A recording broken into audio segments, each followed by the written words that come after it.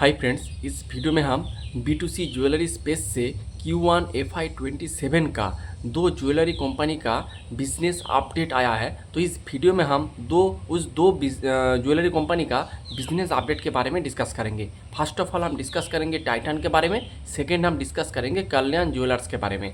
तो अगर आप टाइटन का देखेंगे तो टाइटन का जो ओवरऑल जो ग्रोथ है वो 41% से ग्रो किया है। और अगर इसका जो मेन सेगमेंट यानी इसका जो टोटल रेवेन्यू का ऑलमोस्ट 80 से 85% जो कंट्रीब्यूट करता है वो करता है आपका ज्वेलरी सेगमेंट यानी तानिक्स वाला सेगमेंट। तो इसका जो ज्वेलरी सेगमेंट है उसका ग्रोथ है ऑलमोस्ट 39%, यानी ज्वेलरी सेगमेंट 39% से ईयर ऑन ईयर बेसिस में ग्रो किया है Q1 में। और इसका जो और भी जो इसको सेगमेंट है, जैसे इसका वॉचेस का सेगमेंट देखेंगे वो 23% से ग्रो किया है। तो ये भी एक अच्छी नंबर है कि इस टाइटन का जो वॉचेस का सेगमेंट है वो भी धीरे धीरे ग्रो कर रहा है। टाइटन का वॉचेस का सेगमेंट देखेंगे, इनमें से मेनली इसका जो एनालॉग वॉचेस जो है उसका डिमांड बहुत अच्छा है। फिर उसके साथ बहुत तरह का बहुत रेंज का इसके पास घड़ी वगैरह है।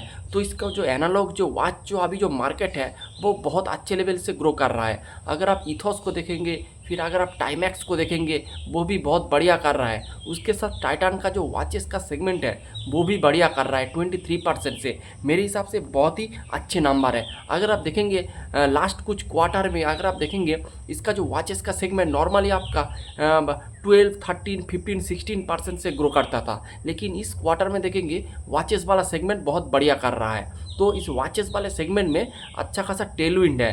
तो इस वॉचेस वाले सेगमेंट को आप अच्छे से देख सकते हैं। तो आप इसके बाद चलते इसका जो आई केयर वाला डिवीज़न है वो 23% से ग्रो किया है। और इसका एमर्जिंग जो बिज़नेस है यानी साड़ीज़ वगैरह, फिर आपका कुछ हैंड बैग्स, परफ्यूम, इस तरह का जो अदर्स जो सेगमेंट है इमर्जिंग सेगमेंट वो मोटा मोटी 19% से ग्रो किया है। उसके बाद अगर आप इसका टाइटन का अगर आप देखेंगे जो इसका कैरेट लेन वाला जो सेगमेंट है यानी लाइट वेट ज्वेलरी का जो सेगमेंट है वो 42% से ग्रो किया है। और इन लोगों ने ऑलमोस्ट 33 स्टोर ओपन किया है Q1 ऑफ FY27 में। और इसके पास अभी करेंट जो टोटल स्टोर है वो है आपका 1227। यानी अगर आप टाइटन का रिज़ल्ट का सम अप करेंगे तो बहुत ही अच्छा रिज़ल्ट किया है। और इतना हाई बेस के ऊपर इसका जो ग्रोथ है रियली कमांडेबल ग्रोथ है। उसके साथ इसका स्टोर भी अच्छे लेवल से ग्रो कर रहा है। इसका जो लाइट वेट वाला जो इसका जो सेगमेंट है जिसका नाम है कैरेट लेन वो भी बढ़िया कर रहा है। फिर उसका जो मिया जोया, फिर उसका बियॉन्ड करके लैब ग्रोन वाला सेगमेंट है वो भी बढ़िया कर रहा है। तो ओवरऑल इसका वॉचेस सेगमेंट बढ़िया कर रहा है। तो overall Titan as a conglomerate बहुत ही अच्छा कर रहा है। तो इस बिज़नेस को आप अच्छे से देख सकते हो, एक सेफ एंड सिक्योर बिजनेस है मेरे हिसाब से। तो बढ़िया नंबर प्रेजेंट किया है टाइटन ने। उसके बाद हम डिस्कस करेंगे कल्याण ज्वेलर्स के बारे में। अगर आप कल्याण ज्वेलर्स को देखेंगे, पहले ये एक south India basic jewellery B2C jewellery brand था। उसके बाद इन लोगों ने अपना पैन इंडिया बेस अपना एक्सपांसन किया। और इसका जो साउथ वाला जो सेगमेंट था वो इसका कोको वाला फॉर्मेट था यानी खुद का स्टोर वगैरह था।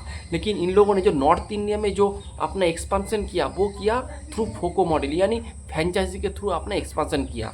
तो एक बात है। उसके साथ अगर आप इसका Q1 FY20 का नंबर देखेंगे तो इसका रेवेन्यू 38% से ग्रो किया है। तो नंबर बहुत ही अच्छा है। नॉर्मली कल्याण कोई गाइडेंस वगैरह नहीं प्रोवाइड करते, लेकिन मोटा मोटी 30% से ग्रो करने वाला एक बिजनेस मॉडल है। और अभी जो ग्रो है वो 38% से, अगर आप देखेंगे मोटा मोटी 30, 40, 50% से ग्रो करता है इस बिज़नेस। और उसके साथ इसका जो इंडिया वाला ऑपरेशन है ये इंडिया में भी ऑपरेट करते हैं। फिर आपका इंटरनेशनल यानी USA में इसका 2 स्टोर है। फिर आपका UAE में ऑलमोस्ट 30 स्टोर्स है।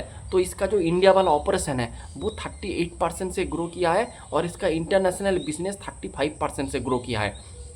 और इसका इंटरनेशनल में इसका जो मेन प्रेजेंस है वो है इसका मिडिल ईस्ट में। लेकिन मिडिल ईस्ट में जो जियोपॉलिटिकल टेंशन के वजह से मिडिल ईस्ट वाला जो स्टोर्स था वो उसमें फुटफॉल थोड़ा कम आया था। इसीलिए मिडिल ईस्ट का जो ग्रोथ है वो है 30%।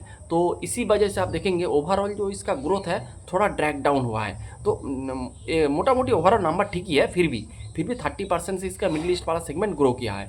और उसके बाद अगर आप इसका जो आपका जो लाइट वेट ज्वेलरी का जो सेगमेंट है इसका नाम है आपका कैंडियर करके। तो इसका कैंडियर का जो ग्रोथ है वो है आपका 112%, यानी 100% के ऊपर इसका कैंडियर का स्टोर ग्रो सेगमेंट ग्रो कर रहा है। यानी अगर आप ही जो ज्वेलरी सेगमेंट का अगर आप जो ट्रांसफॉर्मेशन देखेंगे वो हेवी वेट ज्वेलरी से लाइट वेट ज्वेलरी की तरफ शिफ्ट हो रहा है। जो 22 कैरेट का गोल्ड खरीदता था वो खरीद रहा है 18 कैरेट का।